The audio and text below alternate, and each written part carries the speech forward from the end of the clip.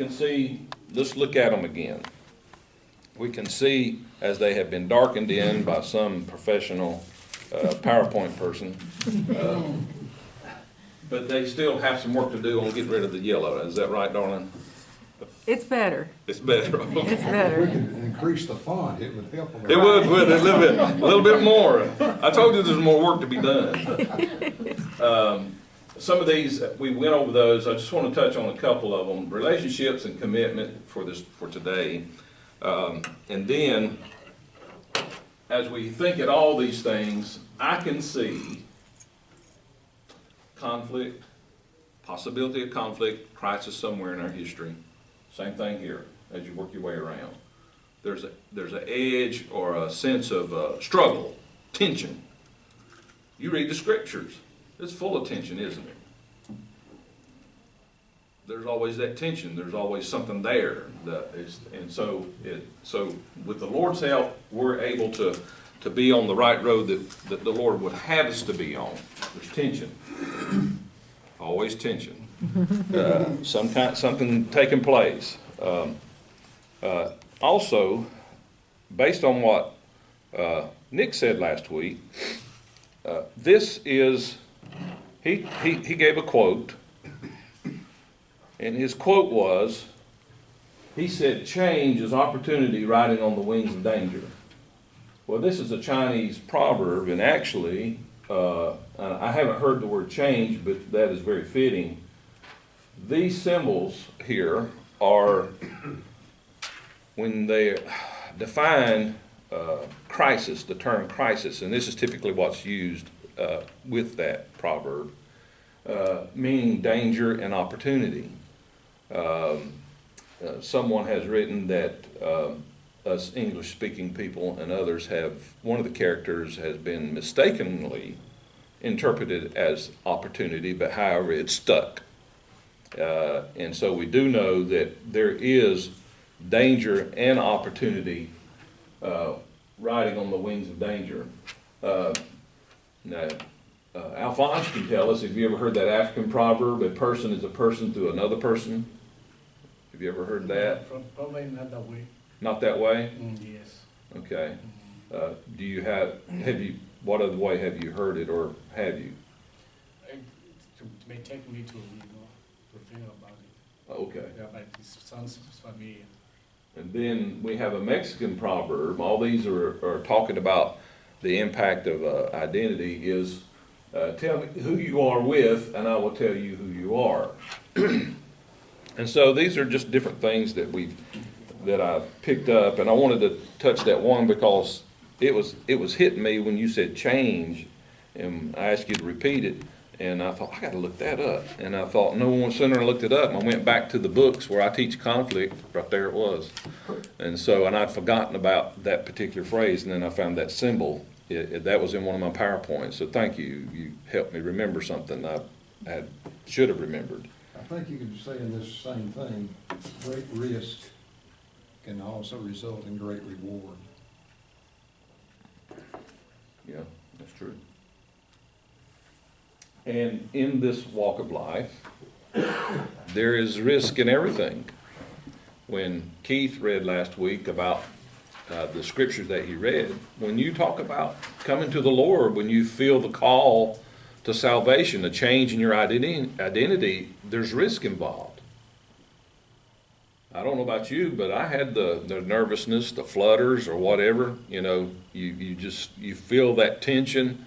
And this is risky. Should I do this? Should I not? Should I trust this? Should I not? What should I do? You're overcome at some point that this is the right thing to do, that it's worth the risk. So yeah, thank you. I had to get facing that right now. Yeah. Yeah, that's correct. And the Lord guides every step, doesn't he? He does. Yeah, he does. And we've been praying for it. And I know, and we felt that peace that first day. It was, everything was just so calm. And Right. so I knew that the prayers were with us, And, it's still hard, but, Yes. made it through it. And I know each day will just keep getting a little bit easier. Yeah, praise the Lord for that.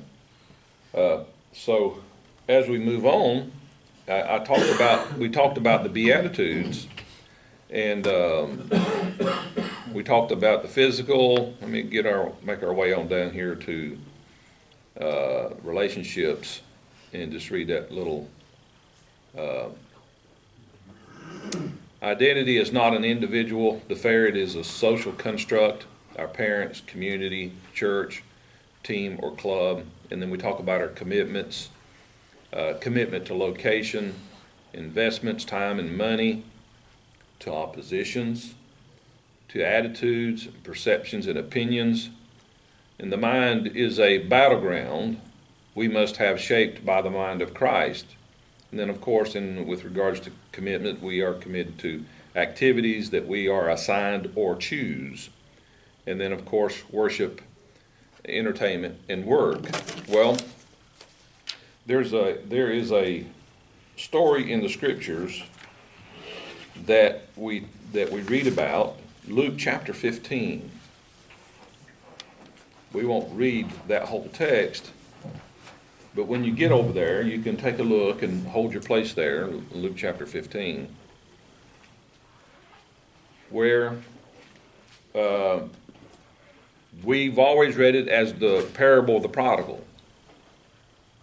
But think of it today in the terms of a parable of the two sons and the compassionate father.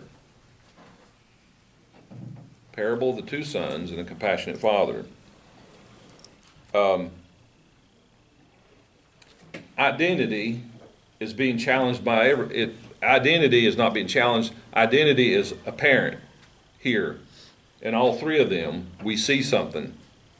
And we see something that is connected to the things we've been looking at here on this little chart thing that I've had up there. In the story of the prodigal, his identity is compromised.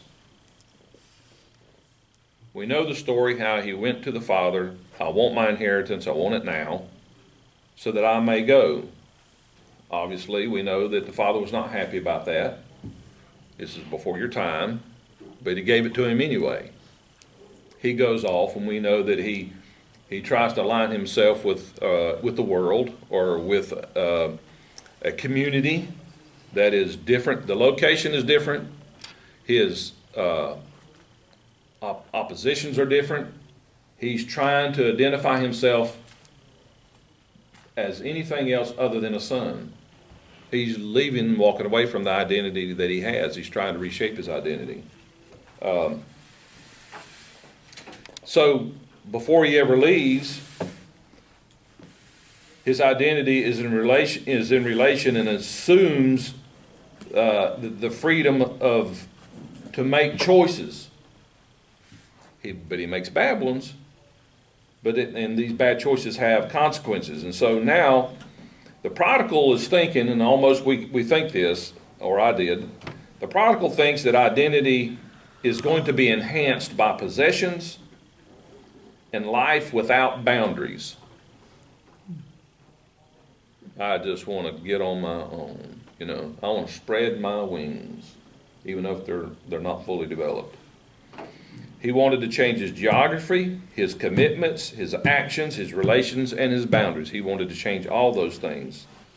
And so then he made alliances that did not fit his identity and performed degrading acts that were completely against what his identity would have been. But there's one thing in the text here that we read about his identity change or desire to change his identity is verse 17. Someone read that for us. When he finally came to his senses, he said to himself, "At home, even the hired men have enough food to eat and to spare, and here I am, dying of hunger." Okay. The very first part he says, and read that again, the very first part. Only verse 17. Yeah, the very first part of that verse, not the whole verse now. When he finally came to his senses, he said to himself. Right there. When he came to his senses. When he came to himself. Go ahead, Ron. I think the previous sentence is the most impactful of all of it. Yeah, what does it say? and no one gave him anything. That was the driving force that made him come to his senses. Without that, the story doesn't connect, doesn't make sense. His previous location, geography, relationships, boundaries, had already been proven. And he could trust his previous whatever that shaped his identity. Now he's trying to force an identity that hasn't been proven. But it shows up, just like you said, at the very end. He sowed in all those things that would not reproduce or reciprocate. Safety, security. At home, whenever he was done something he shouldn't have been done and shouldn't do as a child, he gets corrected. He gets disciplined because out of love. And yet he's always welcome. Even if he makes a mistake, that's okay. We'll get past it. But read it. What did it say one more time again? And no one gave him anything. Yeah. And when he finally came to his senses, he said to himself. And so think about it now. When he came to his senses, when he came to himself, this is not who I am. It's an identity crisis. This also relates back to raise up a child in the way that you would have them when they're old or Yeah. reach a crisis point they won't turn from it. Yeah. I can relate to this as when I was a young man, I was not living at the foot of the cross. But every night before I went to sleep, I knew that if I died, I was going to hell. And, because of the training and the environment that I was raised in.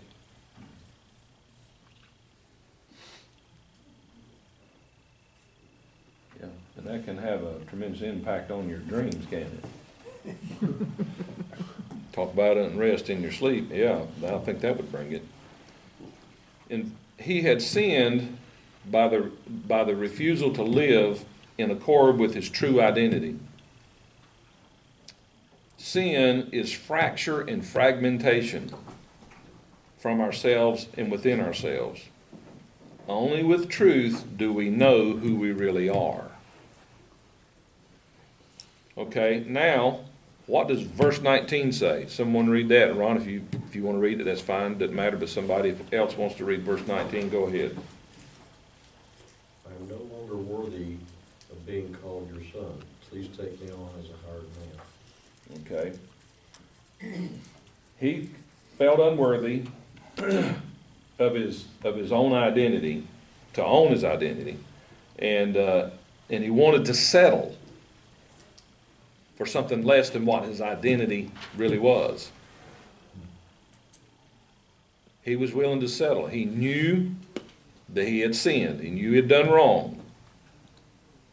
But if I could just be this other, less than, then that's still better than where I am. Okay? So, however, we know that when he comes back, the Father runs to him. Would he run to a hired servant? I don't know. But he ran to his son. He insisted on his identity as a son. He embraced him. He acted to reinstate him the identity of a son again. And that's what it takes sometimes in our family when we have struggles, we have conflict in relationships. Come on in, Ariel. I think we have a couple seats available for you. Thank you for coming today. And so when the Father insists this on him, he's bringing reconciliation. He is putting things back to order because the son, the fact that he came back, he showed up, he was a hot mess. I mean, he had come from the pigsty. I'm sure he didn't smell good. If he's hugging pigs around pigs, it's going to go with him wherever he goes. But yet he's welcome, and so the Father embraced him and acted to reinstate him. Grace lets you be who you are supposed to be, even though you do not deserve it. Grace enables truth. Say that again, that first part. Grace lets you be who you are supposed to be, even though you do not deserve it.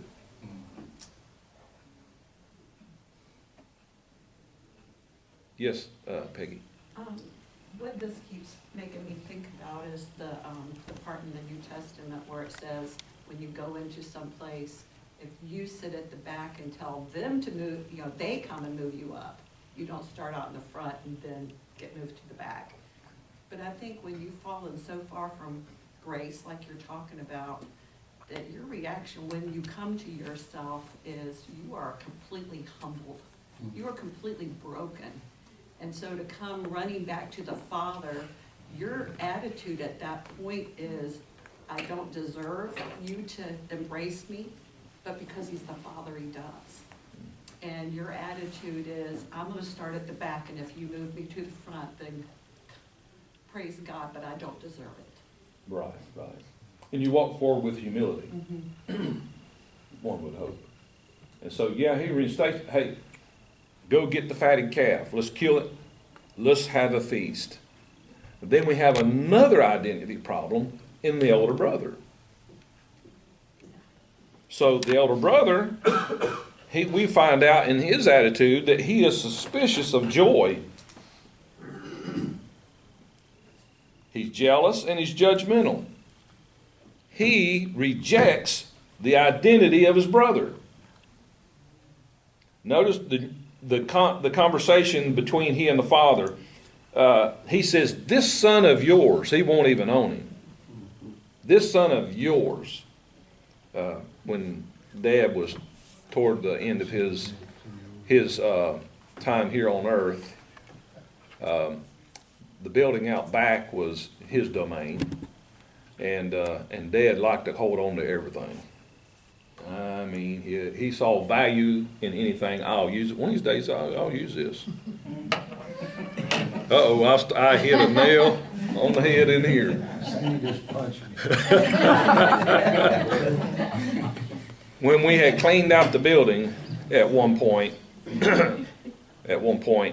he had little Gerber baby, the Gerber food, screws, full of screws, nuts, bolts. I mean, just absolutely full. And Ace Hardware would have to run for their money for what he had. You already like him already. We only had a 16 by 20 building. You can only stuff so much stuff in there. But he did use those things as a mechanic. The things that Dad did, he did use them. But at this point in life, he hadn't touched it in years. And I said, Pop, we got Uncle George's trailer, and we was carrying stuff out there. You couldn't get around in the shop. Now imagine, when I built that shop for him, all this stuff was in the utility room with a freezer and a washer and dryer. Well, not all of it, but a good portion of it was. Mother's the same. Oh, tell me about it. Yes, she will applaud that. And so we're going out there and we're working our way through clearing stuff out. And I'd come to him and he said, he'd stand out there at the trailer and I'd set something on it. He said, those are good screws. And I said, I agree with you, Pop. They really are. They truly are. I said, would you like for us to save 3 or 4 out of each one so that way you'd still have one of them? He said, no, I want to keep the whole jar. I said, but we can't get around in here. So we cleaned all that stuff out. Time passed, and and Mom and I are kindly, I get some of my traits I got them from both of them. Tanya can attest to that. But one of them I get from her, which is Johnny on the spot, let's get it, let's take care of it, whatever. And so Dad can be kind of a little slow in response, but he does respond. But anyway, so there was a question about something out there in the building, and now the time has passed. Dad goes out there with his cane, he comes back and he says, you and that son of yours must have moved it. And when the word came to me that I was a part of that thing, I thought, well, great, I'm not even being owned. That son of yours, he won't even own me. He was upset that he couldn't find one. Well, I said all that to say this, is that the brother, he says to the father, this son of yours. The father insisted back at him and says, this brother of yours. This is your brother. And so he he viewed himself, the elder brother, as a mistreated slave. But the father insisted, you are a son too. And you have all the rights and privileges that I'm showering on the other one. Even though you didn't leave, you're just not living in it. You're not living in the fullness of what it means to be a brother, a son. And God is so gracious to forgive us. Well, I just told Keith I'm sympathetic to the older brother. Are you? I always have been. I mean, I know the reason for the story, Right. the parable. But at the same time, you know, if you walk the miles and just keep on walking the miles and somebody takes a shortcut and joins right in beside you, it makes you question that. True. That's, I think the older brother gets a little bit of a bad rap because he's just being human. He didn't take it to the level that the younger brother did, but still he's erring. Yeah. Either way. It's kind of like had a member come to me at church, and you might cringe at this, but I said it in my, anyway, he came to me, he said, well, I don't do anything really bad. And I said, yeah, well, what's bad? He said, well, I'll have a drink once in a while, you know, and do this. And I said, well, why are you doing that? Why don't you just go full bore? If you're going to go to hell, just bust it wide open. Don't play around with it. And some others standing around there going, Pastor, I can't believe you'd admonish him to do that. I thought, don't you're already going there. You're heading that direction. Just dive on in. Quit playing around. Yeah, the question is when we see these things that you're talking about, how do we get over it? How do we manage it? I think it's in our training. It's in what we're raised, the truths, the things that we're educated in. What is very familiar to you that some of you will know, that we had a controversy back in 1996 in the church. Sharon will probably be one of the first ones to remember what I'm talking about, is when Robert White, our general overseer, was under suspicion of misappropriation of funds. I think that's what it was. He was going through opposition. In fact, I said, Sharon, Al probably was very well understanding what was going on. In the midst of the trials and the things that took place, and when it was first hit the fan, they went to a restaurant. They're all took a break, whatever, at some point. They were all worn out by this, the stress of it. Robert White had a table to himself. Others were coming and sitting into the restaurant. Nobody sat with him. He was alone. Delbert Rose, her dad, walked over and sat with him. He was the outcast, but Delbert extended the hand to someone who was hurting. And so it was a hard thing to do. It was a hard time, hard situation. Nobody would want it. Did he do wrong? I believe he did. Did others do wrong? Do others do wrong? Sure. But we try to make the best in the situation that we're in to try to restore what we know to be a brother. And I think one of the best examples of extending an invitation is what Diane does with these people who are outcast in society or on the margins. The very fact that she goes out and fellowships and hands them things is an invitation to be a sister and a brother. And that's not easy to do, because I can imagine there are times that you get rebuffeted for even showing up.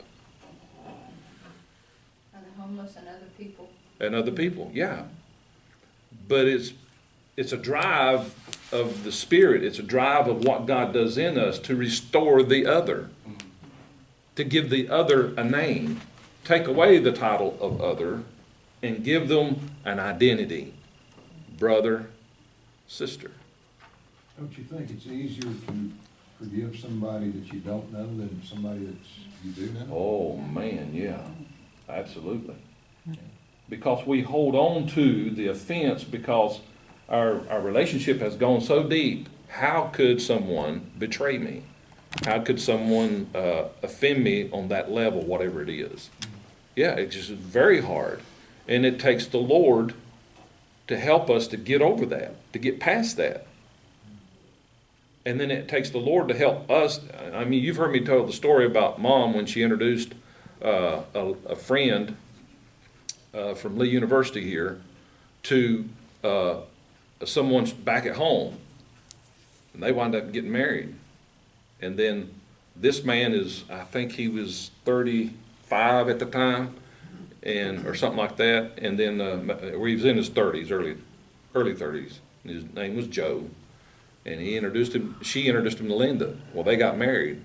Well, Joe's mom was not happy at all. Called the house, and Mom tells the story, called the house, and she lets Mom hold it.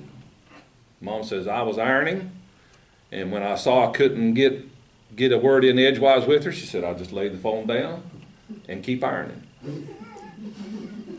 She said, I'd go over and pick it up, and she's still babbling. She said, I'd set it back down, go back to ironing. So they said this went on for almost an hour, her just telling Mom off. Now, church she grew up in, she was a charter member of the North Belmont Church of God. And so, Sister Corn, I believe, was probably a charter member as well. Either way, these are families who've known each other for years. And so, and then she's telling Mom, because she didn't want her son married off. He needs to stay at home, keep him at home. Average break. She got a second strike whenever Uncle George moved down here, or before he moved down here, she introduced him to the youngest daughter, Linda, in that family.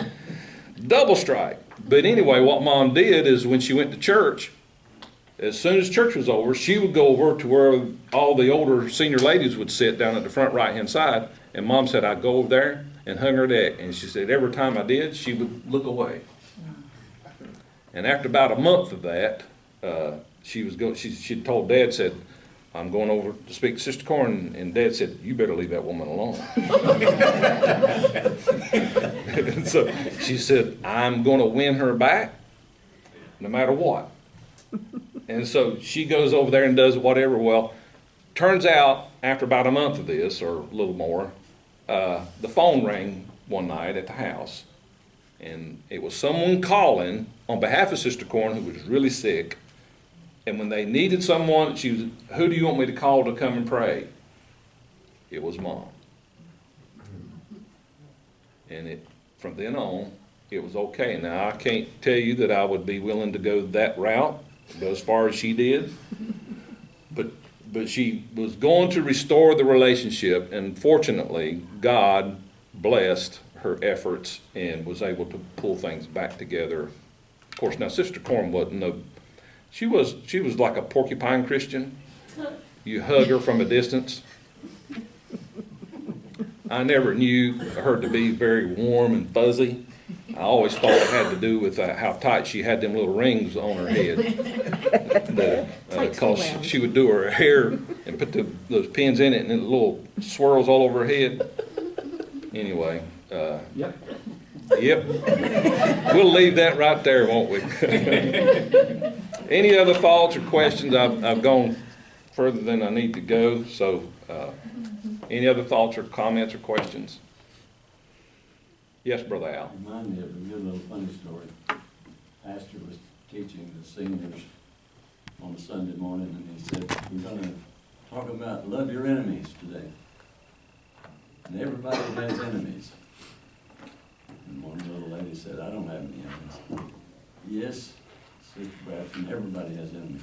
I don't have any enemies. Well, did you ever have any? Yes, I did. Well, how did you fix it? I outlived the suckers.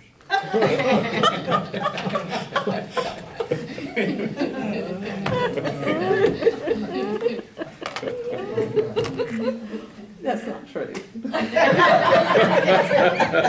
that a true story? I don't know. You gave her a name.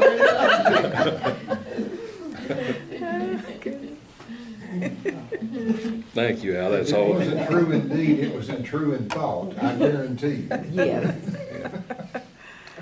We're all working on our identities in Christ, and so, and we're always pushing and struggling with the grace of God. We're gonna get there, and, we help each other.